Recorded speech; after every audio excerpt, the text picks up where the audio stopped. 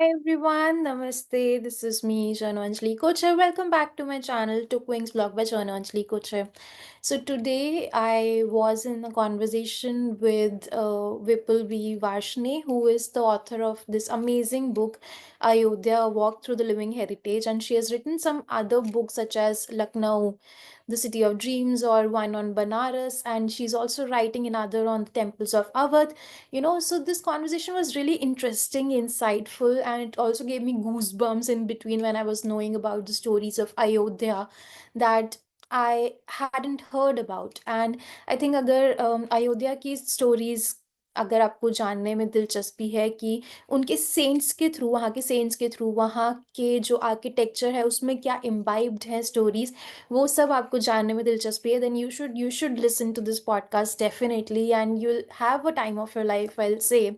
So it's not just about the new Ram Mandir. It is about that, but it is about all the other stories, some the most interesting stories that you might not have heard about. So go watch it, and if you have any other questions, if you want to want to understand deeply about Ayodhya, first I would recommend to read her book, which is a giant book. I have a copy, I'm going to read it as well, which is a beautiful book with stories, with amazing pictorial representations. And of course, other than that, if you have any questions, you can always reach out to her directly or write back to us, and we'll be happy to help. Hi Vipul, welcome to Kahaniyaan by Tookwings Blog. How are you? I'm very good. Yeah, thank you. Great. So, today we are going to talk about, of course, your book, Ayodhya, A Walk Through the Living Heritage, and we'll, understand from you your story, your experiences while you were writing the book, and what was the inspiration behind it.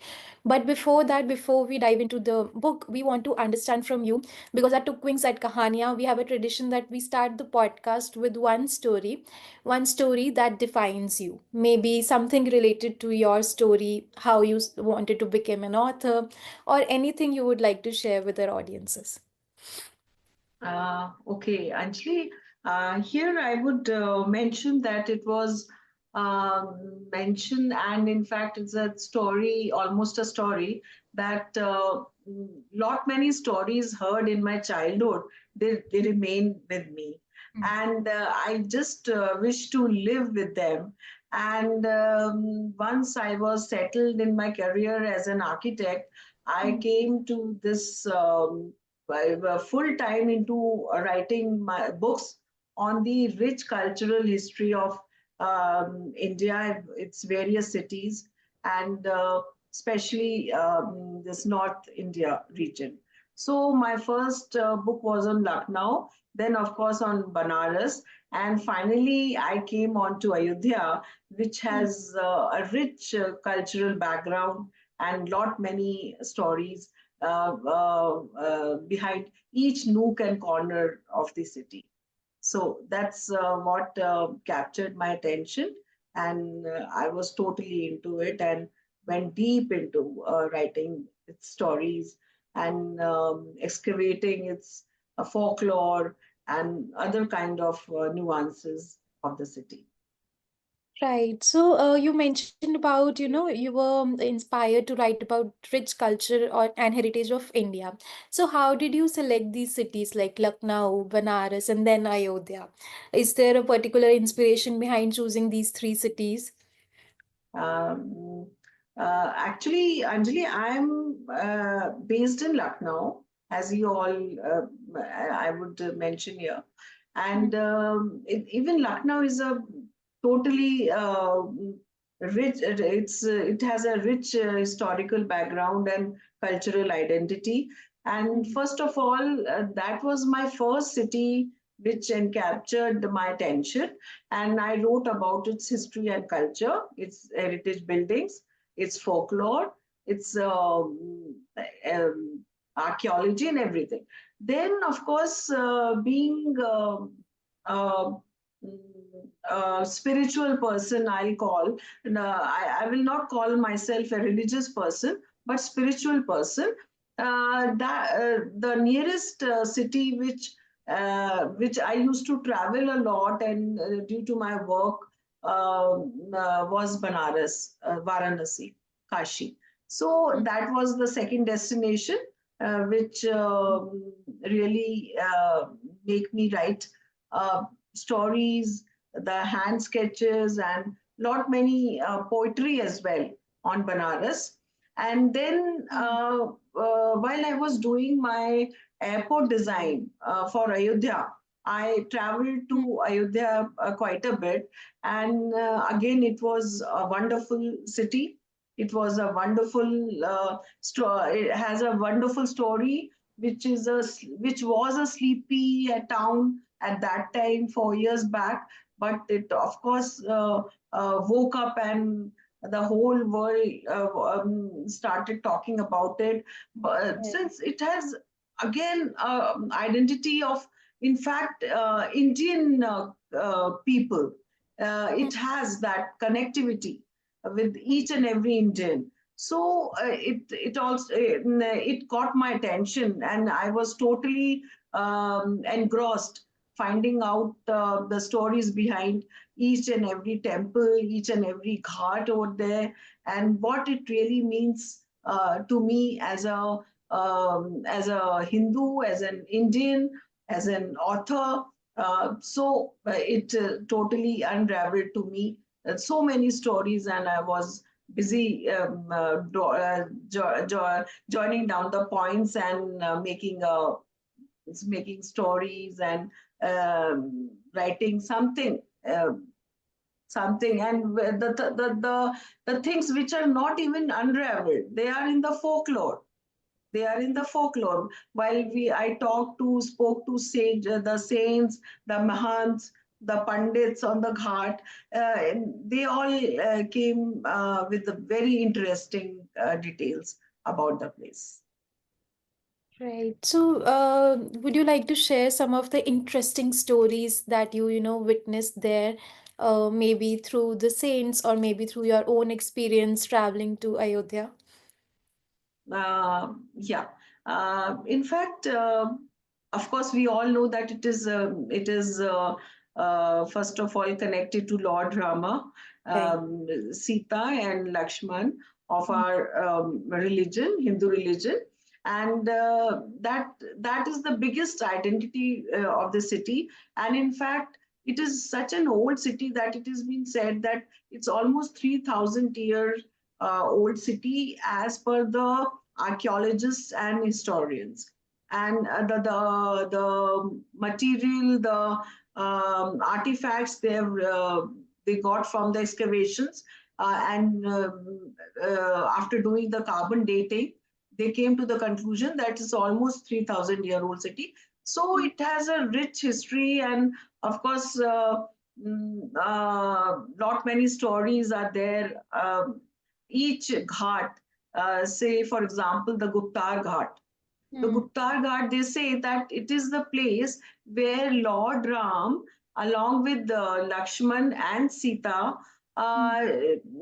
he left this world and he went into the Saryu River with his physical body, and he just went inside the river, and he just vanished from this world, this material world. Hmm. So and that and there are some footsteps also of Lord Ram and Ma Sita over there at the banks of the river. So it's really amazing that the stories from Treta Yuga. Lord Rama was in Treta Yuga, and almost it said that 5,000 years ago he was there. 5,000 BC. It's 7,000 years Hmm. as per now. So still the stories are there and the footprints are there. How did they really sort of preserved it? And it's still one can see those historical nuances. That's really amazing. Then, of course, there are very ancient temple. One temple is called Nageshwar Nath Temple, and Hmm. there's wonderful stories behind it. Wonderful story of which is connected to Lord Lakshman. It Hmm. said that once Lakshman went into Saryu River Hmm. and he got drowned. He got Hmm. drowned and he couldn't come up on the banks. And Hmm. there, one mermaid, uh, she met Lord Lakshman, and she saved him. Hmm. And of course, when he was saved, he said, I want you to gift you something Hmm. in return. You saved my life. Hmm. So now this mermaid, uh, she said, no, I don't want anything. I want you to marry me. Hmm. So, like, he was so pressurized, Lakshman was so pressurized that Hmm. he said, okay, under one condition only, that I will marry you, of course, but I want a very grand Shiv temple out here on the banks where I landed myself. Hmm. And under that condition only, I will marry you. So Hmm. this Nageshwar Nath temple is still there. It has a beautiful carvings. It has a beautiful, colorful stucco work, Hmm.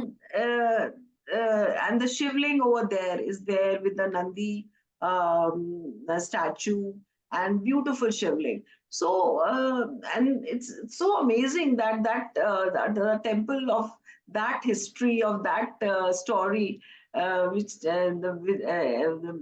around these stories. So it's all there are so many stories in Ayodhya, and it's Hmm. really amazing. So one another story I would tell you of Vishnu Hari temple. It is now in a dilapidated condition, very old temple, it said. Hmm. Again, it said that Lord Vishnu, he did lot of tap over there Hmm. and penance. That's, I mean, English we call it penance, and tapasya in Hindi, we all know this word. Hmm. और वहां पे that temple is built was built by one Brahmin who Hmm. said that I will only go until unless Lord Vishnu gives me darshan.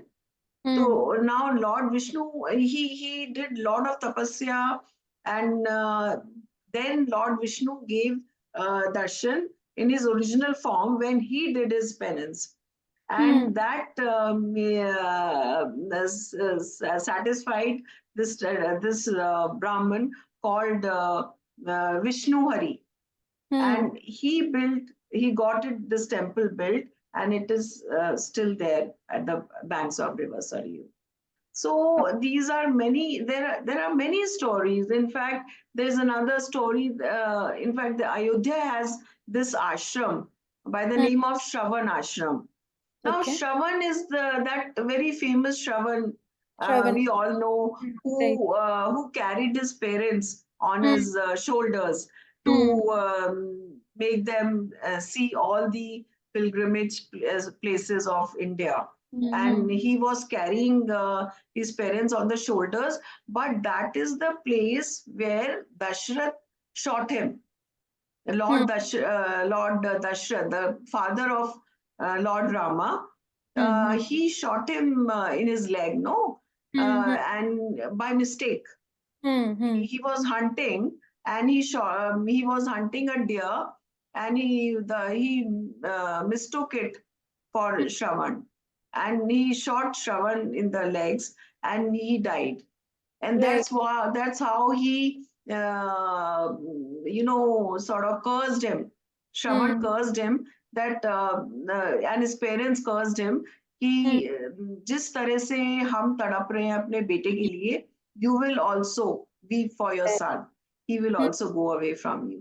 So Hmm. that is the place which is still there by the name of Shravan Ashram. Hmm. Hmm. So this is another story. Then there is a place in near to Ayodhya that's called, it's in Ayodhya district only, by the name of Gonda. Hmm. This is the birthplace of Saint Tulsidas, Okay. who wrote Ramcharitmanas, the Manas. modern, the Avdi version of Ramayana, Hmm. which Hmm. we all recite. Hmm. So that is the place where he wrote Ramcharitmanas, and there is land under his name. Still, you can see his father's name, Atmaram Dubey. Hmm. Hmm. The fields and that particular farms, they are still in his father's name. Hmm. So look at the time period, Hmm. and that's why I called it living history, living heritage in my book. I Right. walked through living heritage. Right. Right. So it's so old, and but still the people are living that heritage. They Hmm. Hmm. are worshipping those, they are doing their worships on those in these temples, Hmm. and these places are preserved so intricately and nicely. So Hmm. one can see the history behind it and the stories behind it. One can visualize. Right. So there are many stories. Then there is one story of Astik Rishi. You know, the people who fear snakes, Hmm. they go to that ashram and they say you get cured of any snake bite. Okay. Again, it is a story Hmm. that the king Parikshit, he Hmm. was from the Mahabharata period. Hmm. He was doing one yagya Hmm. in which snakes were offered to the fire. Hmm. Now, Astik Rishi came and he saved those snakes from Hmm. the fire. He sort of discussed it with the king Parikshit.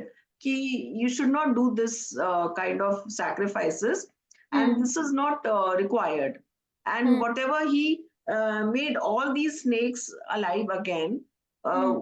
which were sacrificed in that ceremonial fire. And from that day, the when a person goes to that snake bit, a person goes to that place, he is sort of cured from that snake bite. So that is again one story behind it.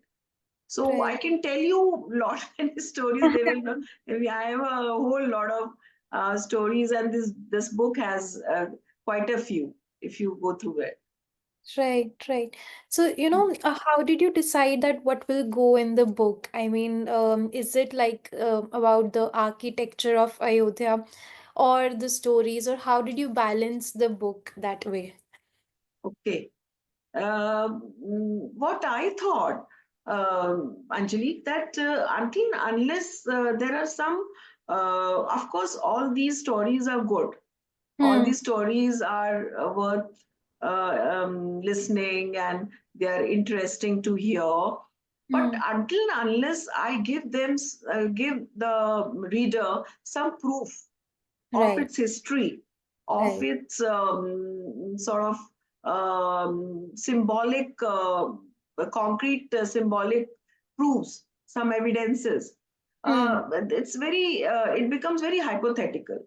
So Right. I started off with its history, Hmm. its archaeological evidences, which were started by Alexander Cunningham during the British period, Hmm. and the famous historian Hans Becker, in his book, The History of Ayodhya, he Hmm. gave a full sort of historical background of the city Hmm. with Hmm. proofs of the excavations. And then the most recent excavations done by Professor Lal of in 1975 he was the Director General of ASI. Hmm. He excavated lot many temples, in fact, two temples of 11th century and 13th century. Hmm. And these were destroyed by Muhammad Ghori when he defeated, after the defeat of Prithviraj Chauhan in the Hmm. year 1194. Hmm. So these were the evidences which I gave in the book, that see, now these temples were there, and the part of them are still standing Hmm. in Ayodhya, and there's nothing so hypothetical about these stories. The Hmm. Hmm. Ram temple was there Hmm. as excavated by Mr. Gupta of Allahabad Museum, and Hmm. he found almost 200 pieces of stone slabs Hmm. on which some Sanskrit verses were written, high Hmm. flown Sanskrit verses were written in Devanagari script, Hmm. and it said it's written in the stone slabs of they are of the 13th century, 12th Hmm. century. That Hmm. here lies the grand temple of Vishnu, Hmm. and which were made from the with a heap of stones and a golden spire at the top, and the Hmm. grandest of grand temple. Hmm. That stone slab must have hung at the on the wall of the temple at that time. Hmm. Hmm. These are the historical proofs. And another stone slab says, the inscription says that that describing a sculpture inside the Lord Vishnu killing Ravan. Hmm. Lord Vishnu is Ram, Right. actually. Huh. Yes.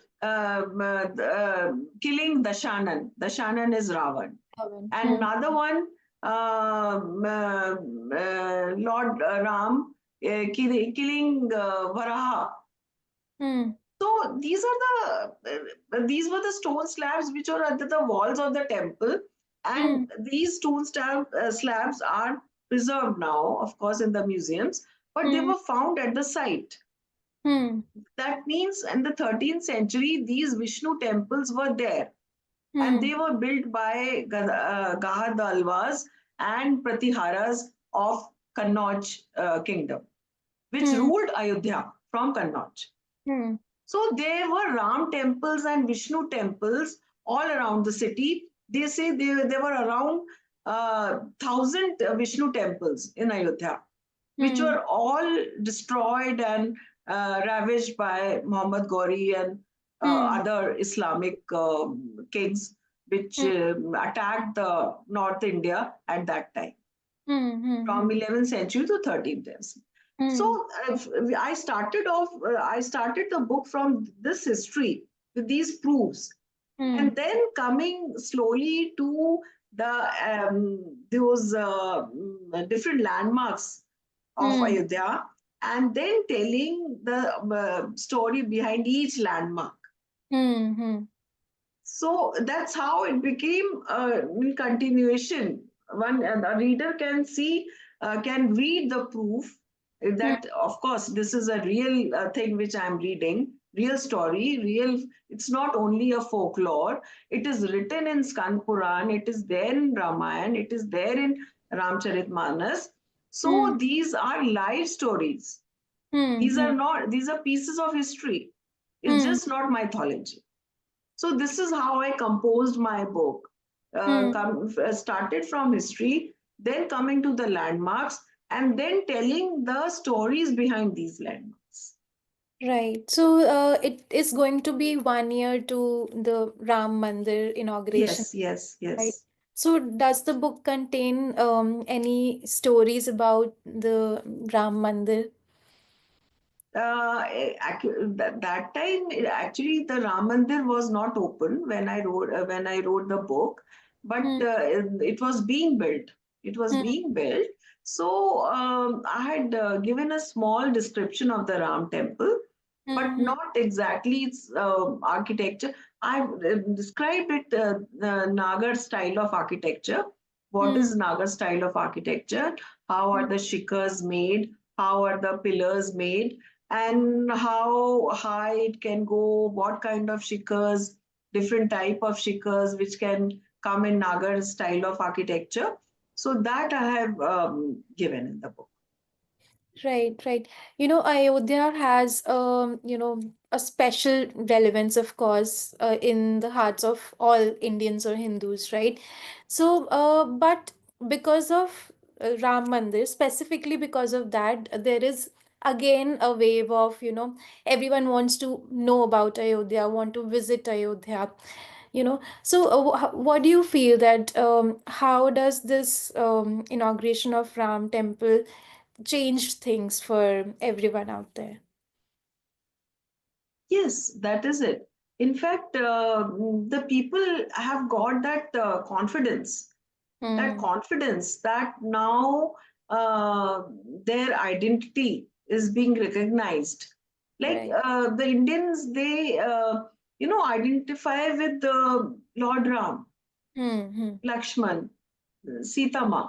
So Hmm. they that identification has been now in fact, what should I say, personified in Hmm. terms of Ram Temple. Hmm. That they have got that confidence, they've got that identity again in the Hmm. city of Ayodhya, which is the birthplace of Lord Ram, Hmm. and now they can go and visit and they can see Lord Ram. It's the symbolic significance is very much concrete over there now. So the Hmm. people have uh, got that lost confidence again, that Hmm. it is their city, it is their Lord Ram city, Hmm. where they can have their, they can show their reverence, they can show their respects, and they can offer their puja over there. So that thing has made a lot of difference, and we can see the amount of tourism and the lot of traveling which has started uh, since this Ram temple is open. So a whole lot of confidence is back again. Right. And how important do you think it is for the younger generation or, the Gen Zs or millennials to understand the history or the cultural references of Ayodhya? Maybe through your book or the other books written out there. Like, Yes. hmm. Uh, yeah, actually, this is what I said. Now, that's the reason I started my book with history and historical facts and archaeological, whatever material they have got. Hmm. So these days, the new generation, it doesn't just believes in stories, as we all know. Hmm. They try to understand the hard facts first, and then they believe these stories. So Hmm. when they see these spots, these landmarks in Ayodhya, with Hmm. the actual history, with facts, with dates, with those symbolic votives over there, then these this generation, the younger generation, they have more confidence. Hmm. They become confident in their belief system, and they would then be going with lot more trust and belief over there. That's how I believe. And in fact, the government is also doing great job over there by enhancing the facilities and making these spots much better Hmm. to visit. The amenities are there, and the people can easily now travel and visit these landmarks. That's how I feel. Right, right. And talking about the book, how has it been received by the readers out there? And, is there a particular age group that is loving the book more? Yeah, Mm. actually, what first of all I noted that of course the older generation, Mm. the people who has that reverence towards these the deities, they had caught this book caught their eye, Mm. but slowly and steadily I feel that. Because the younger generation, they again, I would say that they need that belief, that evidences, those proofs, and then they would come with that belief system. Right, right. So first of all, what I can say is the older generation was attracted to the book. Mm. Then the younger generation, it has got very good response from all generations by now, and very good response I've got from Delhi, and then of course the book has reached the South India as well, and we Mm. all know that lot many South Indians are coming to North these days Right. for the darshan of Lord Ram. and other deities in North India, in Banaras and Ayodhya especially. So it Right. has reached all walks of life and all throughout India to great extent. Amazing. Right. So, you shared so many stories about Ayodhya. So, for someone who is planning to visit Ayodhya, what would you say that which are the maybe landmarks or which are the places they must visit? Hmm. Okay. Of course, first and foremost is the Ram Temple. Of course, this without saying, Hmm. and it's so heartening, so heartening to know that the Ram Lila, which was there under a tent for so many years, it Hmm. finally got a structure, and such beautiful structure to Hmm. reckon with. And then the ghats of the river Saryu has many stories behind it. All the Hmm. ghats, the Guptar Ghat, the Swargdwar. Then there is one Bharat Kund. It said the younger brother of Lord Ram, Bharat, when he went to exile, Lord Ram, he Hmm. took over the kingdom. Na? He look after the kingdom, Hmm. but he kept his sandals on the throne, and then he did he ruled Ayodhya. So Hmm. this is where he did his that kind of tapasya, Hmm. and there's a kund by that name, and there's a total ashram around it that's called Nandi Gram. That Hmm. is worth seeing. And of course, Guptar Ghat has a story to behold, that Hmm. this is the place where all of them left their worldly bodies Hmm. and went to heaven. And then there are, in fact, Nageshwar Nath temple. It's a beautiful temple to look at. Hmm. Apart from the shivling inside, it has a Hmm. beautiful carvings and colorful stories on its walls. So Hmm. Nageshwar Nath temple is one temple, Hmm. and then there is one Dashrath Samadhi Bhavan. This Hmm. is the place where Dashrath, Lord Dashrath, uh, with his, when Lord Rama went away, he Hmm. left his, he died in Hmm. his, this sadness. Hmm. His son has left him for exile. So this is the place where Dashrath ji left his body, Dasha Samadhi Mandir. Then, of course, there is one Badi Kali temple and Choti Kali temple. Hmm. There's this said that Badi Kali temple is the temple of Devi Ma, goddess, which Lord Rama and his family used to worship. That Okay. is that old temple is a Hmm. Badi Kali temple, also Hmm. known as Shitla Ma temple.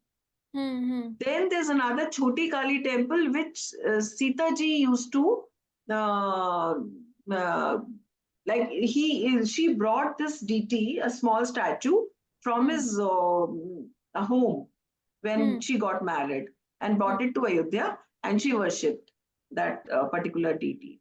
That is Choti Kali temple. And there's one very interesting and historically important temple, not temple, it's a hill, Mani Parvat. It's a hillock kind of structure, which has Hmm. a background story of the goddess Sita as well as Lord Buddha. Lord Buddha Hmm. stayed in Ayodhya a lot. At that time, it was known as Saket. Ayodhya was Hmm. known as Saket. And Hmm. Lord Buddha, he gave his first sermon on from this hillock to his Hmm. disciples, Mani Parvat, Hmm. by the name of Mani Parvat. And then again, it has a story behind it that goddess Sita Ma, Hmm. she had brought lot many gems and precious stones from his from her hometown. Hmm. Here, she had put them in this Mani Parvat, kept Hmm. them, and in fact, she gifted to Lord Rama. Lord Rama gave it to Lord Lakshman, and Hmm. in Lord Lakshman gave it to Shatrughan, and Hmm. that way it rotated. Hmm. Then this it was then again finally it was kept at this particular place, and it shone like anything, Hmm. like they used to sparkle in the day and nights, these gems, and by that name it was known as Mani Parvat. Hmm. And during the month of Sawan, Hmm. Sita ji used to come here Hmm. and sit on the swings and all, and Hmm. with her friends and with Hmm. the sakhis. Hmm. So it's still that festival is celebrated here in Oh. Mani Parvat. Hmm. So it Hmm. has historical background as well. You know, that Buddha story is in fact sanctified by certain Buddhist books, also scriptures, Hmm. and in fact this story of Sita ji is Hmm. prevalent among the city people, and everybody can tell you. So these Hmm. are lot many landmarks in Ayodhya. One Hmm. can visit and have an interesting time, and uh, they can do worship. They can do worship as well as have a fun time over there. So that's a beautiful. Ayodhya has come up really well after in these few past years. So one would enjoy going there. Right, absolutely. So you also mentioned that, of course, we all know that you were, involved in the architecture of Ayodhya Airport. So, did you keep any particular details or any particular, structure in mind while designing the airport? Would you like to share with us? Yeah. Uh, Here I would say that we all know that in northern part of India, sorry, India, all the temples they have been destroyed. The Hmm. grand temples. Hmm. There are not many grand temples apart from Khajuraho or Hmm. say in fact, you have to go to Gujarat. Then you can start seeing the old grand temples of India. Because Hmm. mostly maximum temples were destroyed from 11th century to 13th century, then again in 16th century by the Hmm. Islamic invaders. Hmm. So we didn't have any particular um, temple in mind when we Hmm. designed the airport.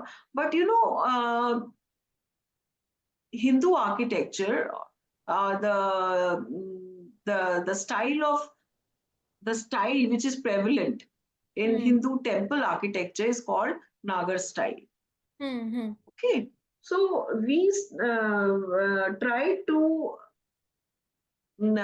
create the architecture which was close to Nagar style of architecture with Hmm. its shikhars, which has shikhars of pyramidical shape, Hmm. Hmm. which we had put even in the airport, on the airport roof also. We have shikhars of Hmm. similar, which has by shikhar, what I mean to say, roof with pyramidical structures. Okay, Hmm.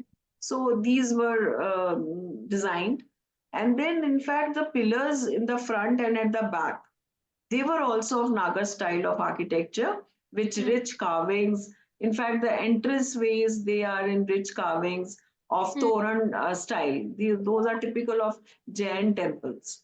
Hmm. Toran dwars on the the entrance, the departure lounge, and the arrival lounge entrances, the Hmm. gateways.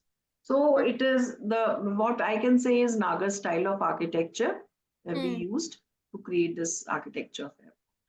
Hmm. Hmm. Great. So, you have written about Ayodhya or Lucknow, Banaras. What are the next kind of books we are going to witness from? Uh, at the moment, what I have in my what is in the anvil is it's Hmm. basically I'm doing the temples of Awadh, the Oh. whole region. Okay. And that's what I was telling you just now, that Hmm. in northern part of India, we don't see many temples. And Hmm. Indian, or specifically Hindus, we Hmm. don't believe in grand structures actually. Hmm. We offer just water and some flowers to our deities, Hmm. and our worship is over, Hmm. as we all can understand, at least Hmm. you and me. Hmm. So we don't need any grand roof, any grand temple for our worships. Of Right. course, they were there, Hmm. Hmm. but the preservation had happened just because of that. We Hmm. could conserve these temples.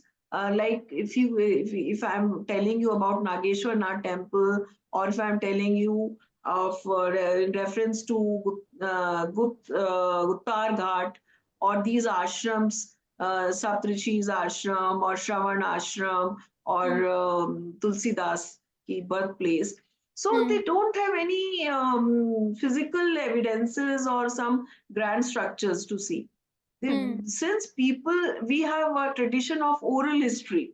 Hmm. Hmm. We, with the word of mouth, we tell our stories, and history preserved in these are oral stories only. So Hmm. that way, we Indians are very lucky. Hmm. Whatever happened with our history, our material history, even if it got destroyed, it got preserved in this form. Hmm. So the temples in whole part of North India, which I have taken as our, we Hmm. don't find these grand temples, but Right. they have temples from Mahabharata period.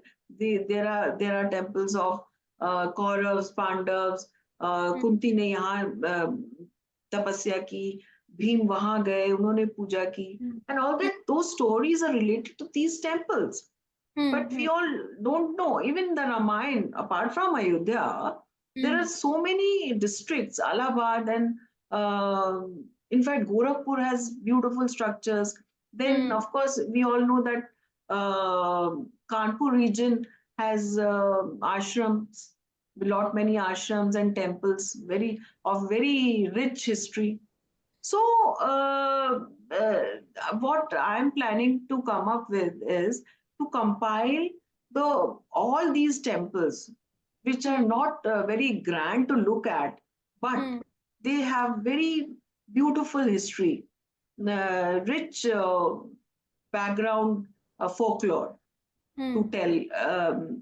So these are something which is around 500 odd pages, which Hmm. I've come up with all those photographs and everything, which is in existing form, how they Hmm. look now, and what the government can do about it to Hmm. to conserve them. That's Hmm. what I have in plan. Okay. I've When. already almost three-fourth is finished, Okay. and yeah, that's what I have in plan. Amazing. I mean, I'm really excited to, read the books you have written. I already have a copy basically of the Ayodhya book, but it's in Mumbai and I'm right now not there. So as soon as I reach there on Friday, I'm going to definitely, read the book because it really excited me. All the stories you just mentioned, I'm just definitely going to give it a read. And finally, I would like to, conclude this conversation. I want to know from you any message you have for all the young people who are listening to us about maybe how important is it for them to understand the history and relevance of India in particular. Yes, Mm. that's a very important thing.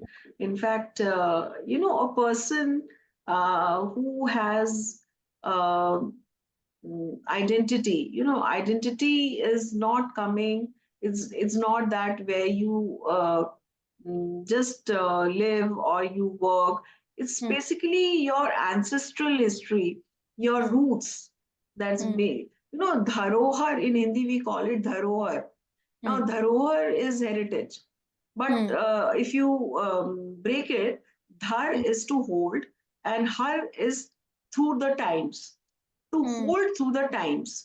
So Mm. our dharohars are very important.